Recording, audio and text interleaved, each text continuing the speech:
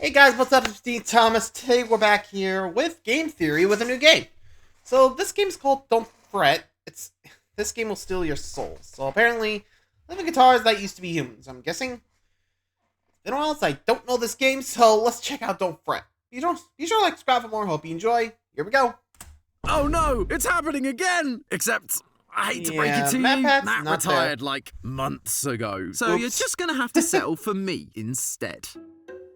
Hello Internet! Welcome to Game Theory, the show that's tuned in to the sweet sound of lore. And recently, the demo for a new indie horror game caught my ear. Don't Fret. An indie horror game with a musical theme. As you can imagine, I was very excited to play this. Although, it isn't just about music. It was created by musicians. Musicians you may know from right here on YouTube. The project was spearheaded by Rocket Music, a nerdcore music group who you might remember from their Garden of Bam song that we covered back in our Stinger Flynn theory. The game also features collaborations with other nerdcore musicians like Oreo, Longest Solo Ever, and even friend of the channel and fellow Brit, Stupendium. But you know, I'm something of a musician myself, a guitarist to be specific. I totally insert a clip of me doing a sick riff here, but I'm in the middle of moving, so maybe if enough of you subscribe, we'll post something on Instagram or something. Regardless, that means that running around the world as a little guitar man sounds right up my alley. Right now, we only have a demo for the game. However, this demo was originally designed to be a chapter 1, and so there's a lot of little details, mysteries, and of course, lore that have been mixed together into a beautiful symphony. We play as Fret, a student at the prestigious musical school called Harmonic Heights. Unfortunately, things are not going well at old HH, because in classic indie horror fashion, there's been a mysterious uptick in the number of missing students. After our, presumably, dad comes banging on our door demanding to take us away to some event, we wake up inside a guitar case within Harmonic Heights, and it's up to us to figure out what's happened to all the missing kids, why we're a guitar now, and whether we can stop it. So get your instruments tuned up, loyal theorists, as we explore the the story beats of Don't Fret. When we wake up in this school and start the game, we quickly learn that this place is on lockdown, and so naturally, our main goal is to find a way to escape while avoiding the game's big monster, a woman with a tape for a head called Tapehead. I see you guys took the Silent Hill approach to naming your villains. After exploring a bunch of cool areas and coming face to cassette with Tapehead in a classic indie horror style chase sequence, the game comes to a close. But the real story has only just begun. Throughout the game, we can find entries from Fret's journal scattered around Harmonic Heights. Now, where did I put that thing?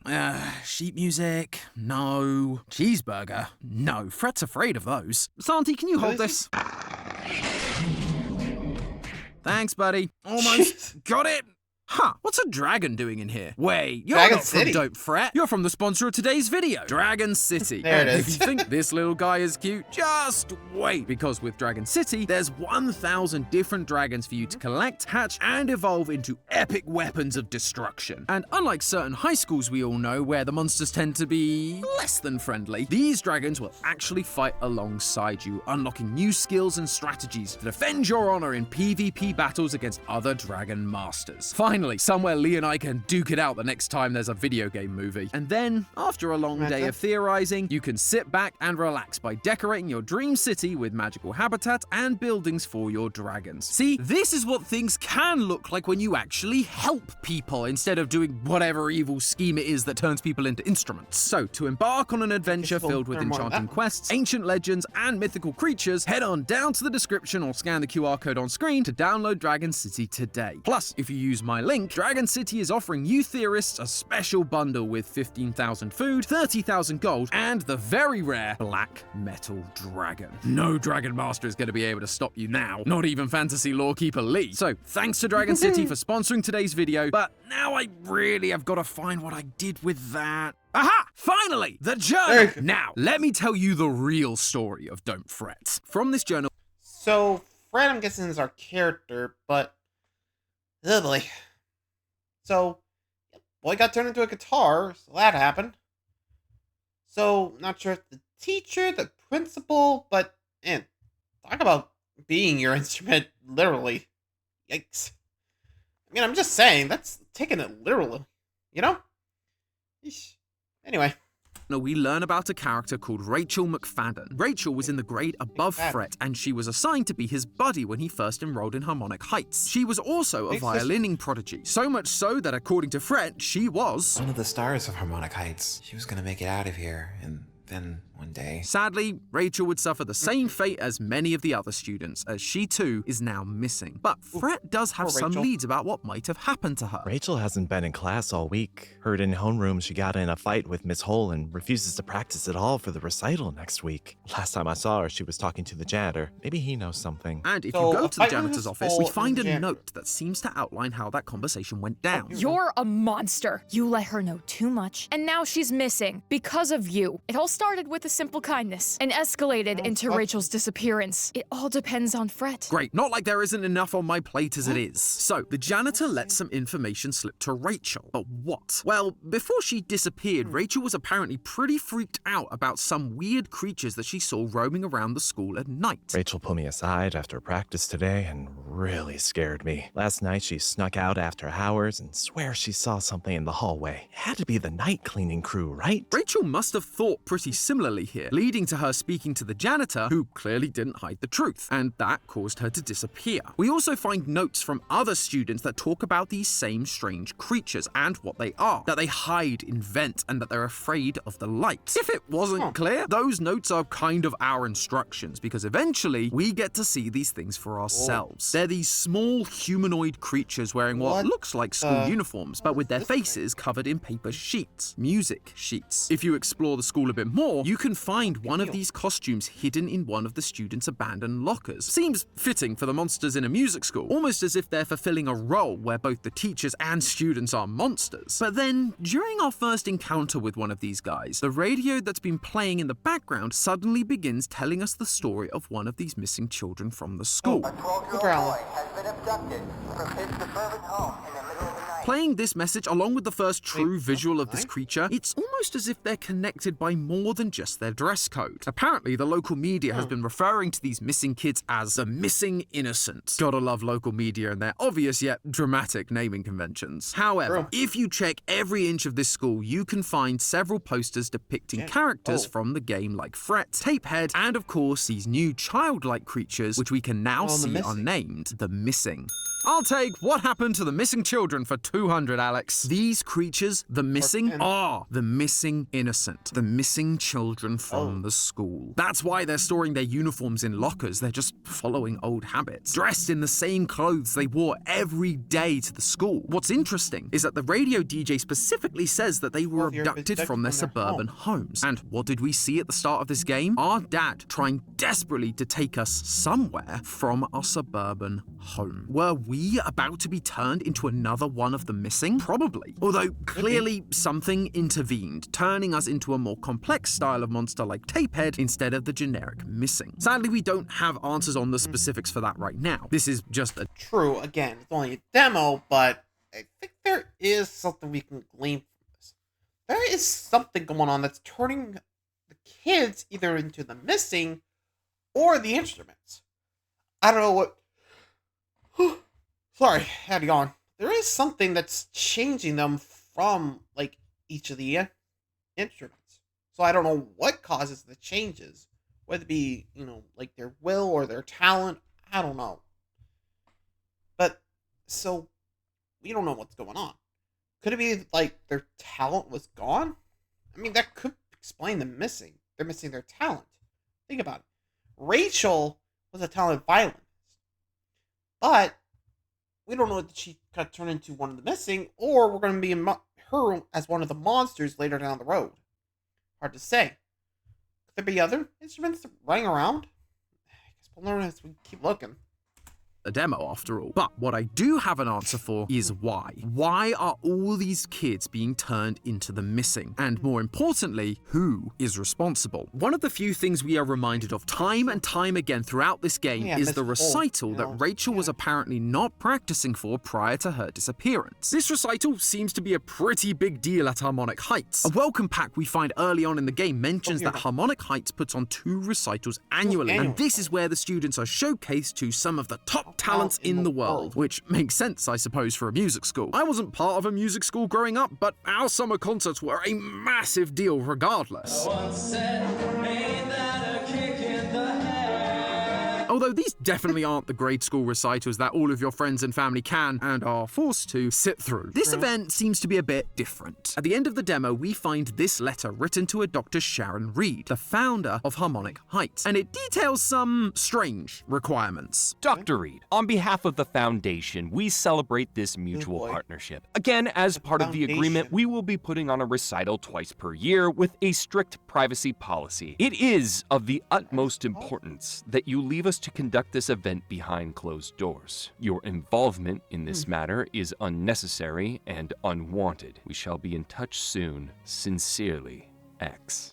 Excuse me, sir? We still call it Twitter, thank you. So, this foundation are the ones running the recitals, not the school itself, which is an immediate red flag. But we gotta keep hunting for that lore, and the only way to do that is to speak with them directly. Hidden around the school are phone numbers that you can call using the in-game payphone to dispense some extra lore, and one of them is found where you'd most expect to find graffiti in a school, the bathroom stalls. Inside, we find a boy covered in blood and cassette tape. I wonder who could possibly be responsible for that. But that's not what's important here. Alongside messages about practicing and warnings about the upcoming recital, we get another one of these phone numbers, 555-7110. Calling it transfers us to what appears to be a receptionist at the Foundation, and she's not exactly thrilled that we've called her. Hello, Miss Stone at the Foundation. How can I help? Wait, I don't recognize this number. Who is this? Where did you get this number? Listen to me, you little brat. We're tracking you right now. You shouldn't have called in from...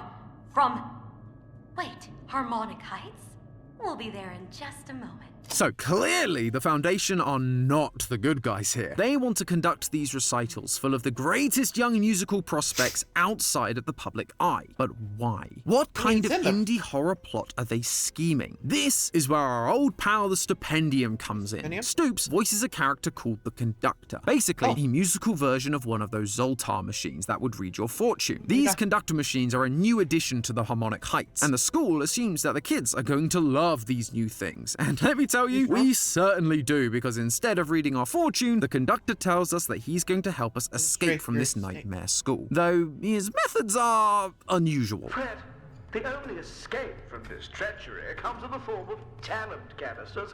Locate them in the school and bring them to me. Do you understand? No. As a matter of fact, I don't understand. What on earth is a talent canister? Well, thankfully, as the game progresses, it does become clearer what the heck the Conductor is going on about. We get to see what one of these talent canisters look like thanks to yet another poster that we find on the halls in the school. And it has the caption, "Talent, you got it." Do schools actually think these kinds of posters work? Like, a kid is just walking down the hallway feeling sorry for themselves, sees this poster and goes, "Wait, you really think so? Thanks, poster." Also, this is a school for the most talented musical prodigies. You don't think they already know by the fact they are there that they have talent? Immediately, I'm tipped off to know that there's something weird about these canisters, and that becomes even more clear when we get to see the canisters IRL. Going back to everyone's favorite school location, the bathroom stalls, in the one where we found the phone number, you can see a broken talent canister above this tape-covered body. It almost looks like this child was captured by Tapehead, and that this talent canister is part of the capture process. Maybe it's even part of what turns them into the missing. And that is when it all started to click into place. You see, the name Tapehead has a second meaning. Yes, she literally has a tape for a head, but there's actually a real tool in the real world also called a tape head. It's the part of a cassette player that allows you to record and play back audio from the tape. Throughout the chase sequence, we see words written on the wall that say, "She can hear you." She is listening for the best talent in the musical school. And as we saw with the kid in the bathroom, capturing them and likely recording their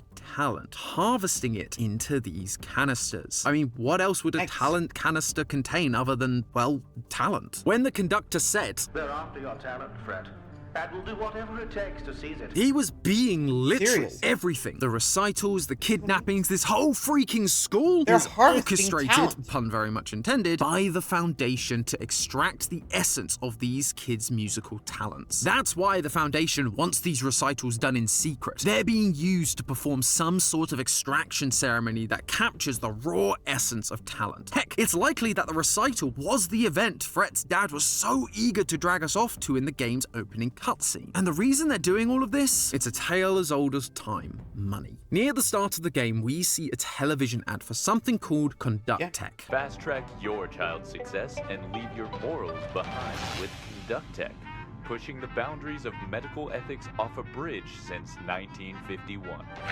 The Foundation isn't just stealing talent from musical prodigies. They are then offering that talent to the highest bidder. Wealthy people who can just buy their child's way to the top without having to put in any work, or without having to listen to months of bad practicing before they get good. This is starting to seem like a bit of a metaphor for the real-world music industry. I'm sure you're all familiar with nepotism and how those with wealthy or famous parents can gain careers without really having to do anything themselves. And often, that comes at the cost of new, young, and unknown artists. Many of the top record labels won't give them a second look because they're more interested in the money that can be provided by these nepo babies. Or the top record labels will find and use these unknown talents to make the label richer and help bring success to those other people, only for them to be discarded once their usefulness runs out. Now, in the world of generative AI, it's becoming even more of a problem. Music labels can create mega hit sensations overnight with very little time, money, or effort. Wannabe musicians can create a smash hit without any musical skill or training. But the AI they're using, it doesn't just make music out of thin air. It has to be trained. And it does so by listening to the music that was created and owned by others, particularly independent creators. Creators like Rocket Music, Stipendium, Jake Neutron, Oreo, Longest Solo Ever, Toasty Marshmallow. Their talent is being stolen by these AI algorithms and then sold to anyone who can afford it, without the need to spend years practicing, training, or building an audience. The good news, though, is that this game is a message of hope that shows what happens when we take an active role in the story. Obviously, by taking an active role in this game, taking control of Fret, we are going to be defeating the Foundation and help saving all of these talented kids. But by doing so, we're also supporting talented independent creators like Rocket Music, rather than those that wish to exploit them. Major record labels would never have picked up musicians making music about indie video games. But you guys, the fans, showed up for these once unknown artists, and as a result, they've been able to forge careers for themselves. These guys are selling albums, packing out concert venues, and now releasing video games. I wouldn't be surprised if at the end of this game, once we beat the Foundation and save everyone, we end up exposing the Foundation for everything they've been doing, and then watch Fret, Rachel, and all the other students go on to make a name for themselves independently, just like Rocket Music did. But I guess we'll just have to wait and see for when the full game drops next year. In the meantime, remember, keep supporting independent artists. And also remember, that's just a theory. A game theory! Thanks for watching. And one final thank you.